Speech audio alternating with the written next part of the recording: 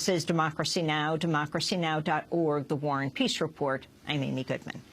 After an historic victory in Greece 1 week ago, the leftist Syriza party's finance minister has begun a tour of Europe to push an anti-austerity message.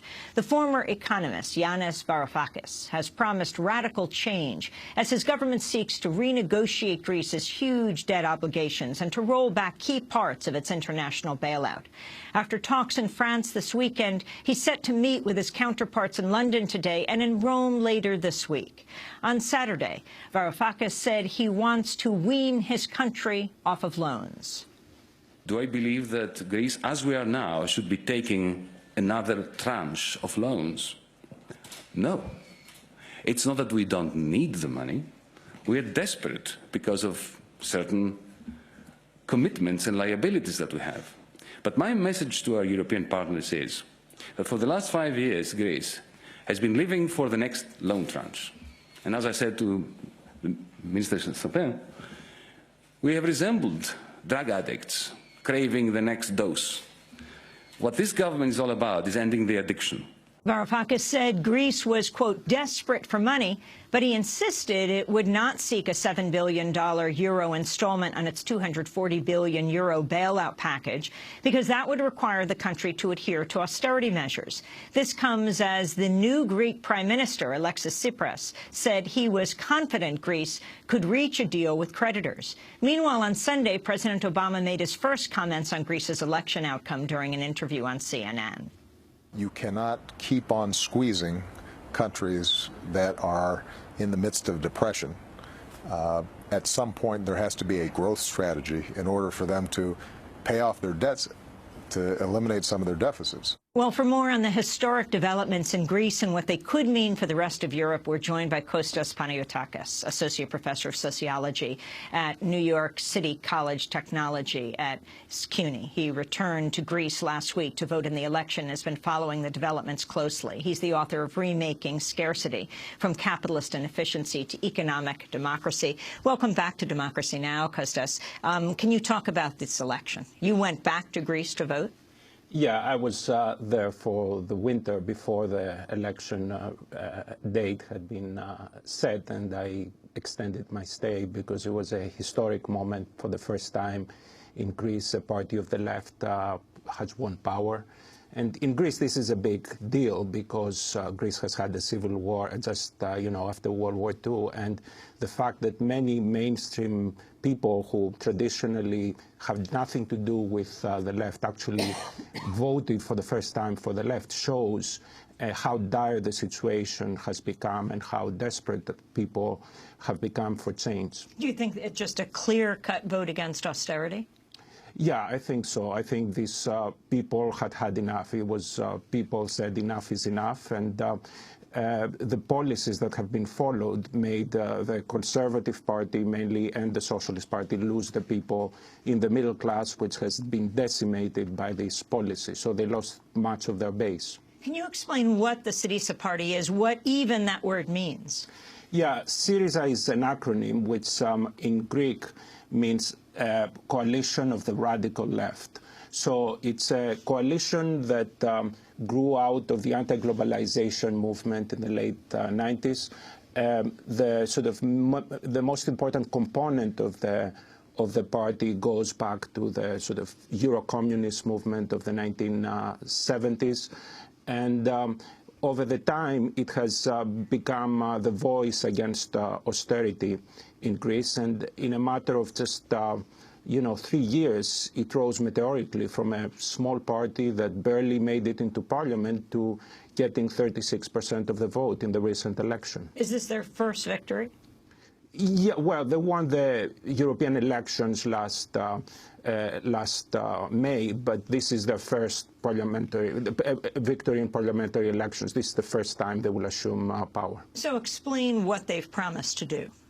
Well, what they want to do is basically to stop the austerity program that was imposed on Greece in 2010, and to roll back many of the structural changes that came with that, because this austerity program is not just about budget cuts and, eliminating the budget deficit. It's also about restructuring Greek society and Greek economy towards a sort of free market neoliberal model that basically has led to the crisis of 2008 around the world, and that has led to, increasing inequalities around the world and in Greece. Greece's new finance minister, Yanis Varoufakis, is an economics professor who once described the EU-imposed austerity measures as fiscal waterboarding. During an interview on Channel 4 in Britain, he vowed to destroy the Greek oligarchy. Freedom of speech in Greece has been jeopardized by this unholy alliance between bankrupt bankers, developers, and media owners who become the voice of those who want to sponge and scrounge off everyone else's productive efforts. And what will you do to the oligarchy concretely? We are going to destroy the basis upon which they have built for decade after decade a system and network that viciously sucks the energy and the economic power from everybody else in society. Well, back in 2012, Yanis Varoufakis appeared on Democracy Now! And commented on the political situation in Greece at the time. Through its Great Depression, something akin to what the United States went in the 1930s. This is not just a change of government. It's a social economy that has entered into a deep coma. It's a country that is effectively verging to the status of a failed state. Greece is going through an existentialist crisis. And just look at the numbers. The Socialist Party had 44% of the vote only two short years ago. They went down to 13%. The opposition conservatives, they were at a low tide mark of 35% in 2009. They would have been in opposition. They should be picking up votes. They went down below 20%. The political class of Greece effectively has been thrown out by the electorate. This is very exciting and very worrying at the same time. The rise of the Nazis is something to be lamented. That's today's finance minister. Kostas, if you could respond. Yeah, I think his interpretation of what happened in the May 2012 election is accurate. Already people had expressed their dismay, their sort of anger with austerity at that time. But what happened in the election that followed immediately in June, basically the Conservative Party managed to get power through scare tactics by basically threatening people that if the left won, Greece would be thrown out of the Eurozone. And they tried the same tactic in this recent election, but it didn't work as well for them this time around. Greece's new Prime Minister, Alexis Tsipras, has promised radical change as his government begins to roll back key parts of Greece's international bailout. The government's put off the planned sale of the country's biggest power utility while pledging to raise pensions for those on low incomes and reinstate some fired public sector workers. This is George Katrougalos, the new Deputy Minister of Public Administration. It is the reforms, but it's the reforms that the country needs, not the reforms that are dictated from outside its borders. We must restart the economy. We must revigorate democracy. It is a big challenge, but I think we are fit to it. Can you tell us who the new Prime Minister is? Yeah, his name is Alexis Tsipras. He's a young, very charismatic politician. And he has been able to unite the party. This was a party that in the past had sort of suffered from a lot of infighting.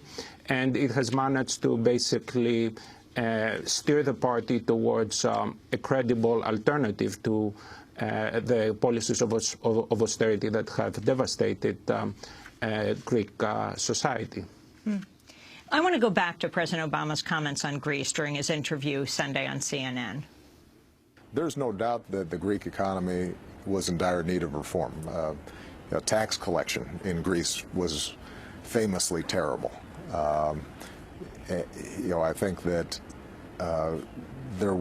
in order for Greece to compete in the world markets, that they had to initiate a series of changes. But it's very hard to initiate those changes if people's standards of living are dropping by 25%.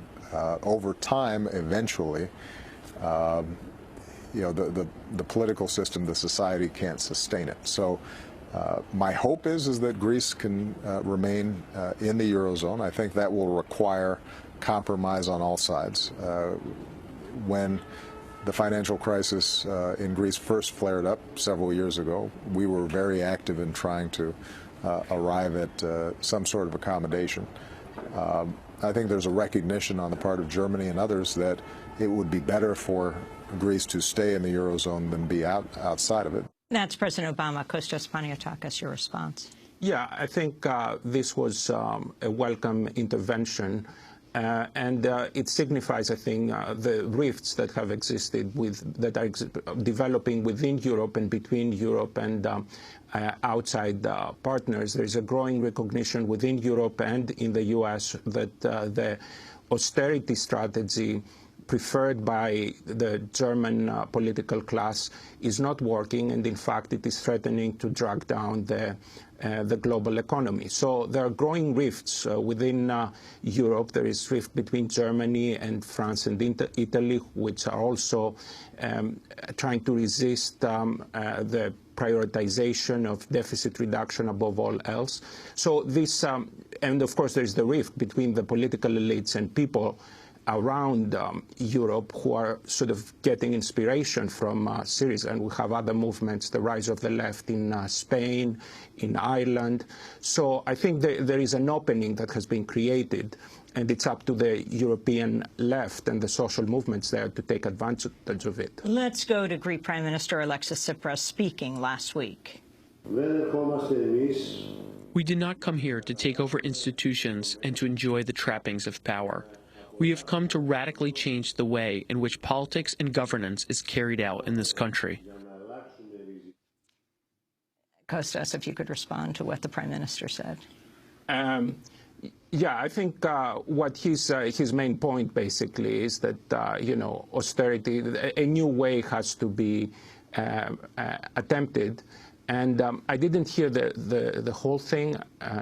Well, he basically said, we did not come here to take over institutions and to enjoy the trappings of power. We've come to radically change the way in which politics and governance is carried out in this country. Yeah, I mean, the rise of Syriza signifies the bankruptcy of the political class in Greece, which has been for very long, it has been very close to the Greek oligarchy, which has contributed to the crisis by not basically paying its fair share when it comes to taxes. So what he wants to signify is that he wants to do things differently and to counter the cynicism that exists among many Greek voters who have seen progressive parties in the past win elections, for example, the socialists back in '81, and then they saw these parties basically disappoint, become corrupt, and corrupted by power.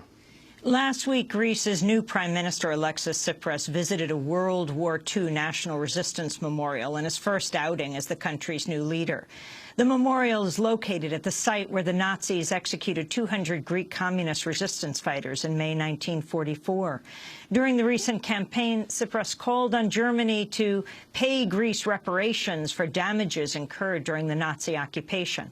A 2013 governmental study determined Germany owed Greece an estimated $200 billion. What's the significance of this? Yeah, I think this is a way of signifying that Germany owes to Greece in many ways as much as Greece owes to Germany. I think it's also part of the strategy. One of the proposals that Tsipras and Syriza have made is that what is needed is a conference, a European-wide conference that would deal with European-wide debt and allow countries to basically stand on their feet by basically writing off debt, much as Europe and the U.S. did to Germany in 1953. So I think it's a way of signaling, pointing to the history that exists behind the rise Germany and the way that Germany was able to stand on its feet after the World War II by basically the rest of the world being generous towards it. And, I think the feeling in Greece and Syriza is that, something similar has to be done on a European-wide scale if this ongoing crisis is to be overcome. Professor Paniatakis, talk about the creditors and what they will do now. Who are they? Well, at the beginning of the crisis, the creditors were mainly it was the private sector, European banks. In many ways, the bailout, even though it was presented at the time as a bailout of profligate and lazy Greeks, it was really a bailout of European banks. Now, there has been already a restructuring of the Greek debt, and by now, most of the debt is held by the different European countries, the European Central Bank, and the International Monetary Fund. So basically, one of the complications is there is a lot of resistance to writing off the Greek debt because, of course, the governments of European countries would have to deal with, the discontent by their voters if money was to be lost. But at the same time, basically, what Syriza and other, rising powers of the left in Europe are saying is that ultimately, when you have debt that is not sustainable, this will hobble your economic performance forever, and you will not be able to grow. And if you don't grow, you will not be able to repay your debt. Very quickly, the media coverage of the elections. Well, the media coverage in Greece was interesting because there was a lot of fear-mongering by the media that was controlled by the oligarchs. I think there was a lot of fear-mongering in the 2012 election. The Financial Times at the time had an article on its first page in Greek to try to dissuade voters from voting for Syriza. I think this time around there was some fear-mongering by international media, but it was a little more balanced. I think people had come to accept the fact that Syriza was going to probably win. And Tsipras had tried to sort of tone down his rhetoric as a way of reassuring people outside Greece that he was not an enemy of Europe, but was trying to try a different strategy that would be more effective than the strategies that have been attempted so far. Well, Kostas Paniatakis, thanks so much for being with us, professor of sociology at the College of Technology at the City University of New York. He's the author of Remaking Scarcity from Capitalist Inefficiency to Economic Democracy.